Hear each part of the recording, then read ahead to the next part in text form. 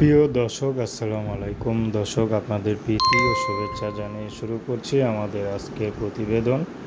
তো দর্শক, আজকে আমরা এক অসহায় মেয়ের গল্প তুলে ধরব, যার নাম হচ্ছে মরিয়ম। মরিয়মের বাবা নেই, মা আছে, মা তাকে বিয়ে দেয়। তো মরিয়ম ভালোই ছিল সংসার। তো হঠাৎ করে তার একটি সন্তান হয় এবং সন্তান হওয়ার 1 বছর পর তার স্বামীটা মারা যায়। তো মরিয়মের সুখে সংসারটা এলোমেলো হয়ে যায়। তো মরিয়ম কখনো ভাবেনি এইভাবে তিনি পথ চেয়ে থাকবে, রাস্তায় নেমে যাবে। কারণ স্বামী মরিয়মকে খুব ভালোবাসতো, কিন্তু মারা যাওয়া এখন মরিয়মের সংসারটা এলোমেলো হয়ে গেছে। মরিয়ম যে এখন সন্তানকে দুধ কিনে খাওয়াবে সে অবস্থা নেই। তো মরিয়ম এখন বর্তমানে তার মার কাছে থাকে, কারণ শ্বশুরবাড়ি তাকে জায়গা দেয়নি।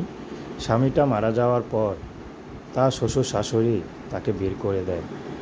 তো এখন মরিয়ম কী করবে, দিশেহারা হয়ে মার কাছে আসে, কারণ তার আর কেউ নেই। তো এখন মরিয়ম এসেছে, যদি ভালো একটা মানুষ পায় তাহলে বিয়ে শাদী করবে।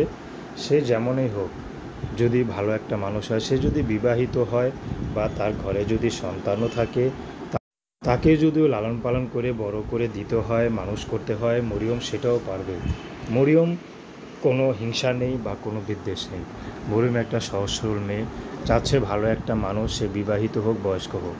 তো প্রেম ভালোবাসা, সাহায্য সহযোগিতা, বিয়ে শাদী করা একান্ত আপনাদের ব্যক্তিগত ব্যাপার। আসলে আমরা 5 ওয়াক্ত নামাজ পড়ি।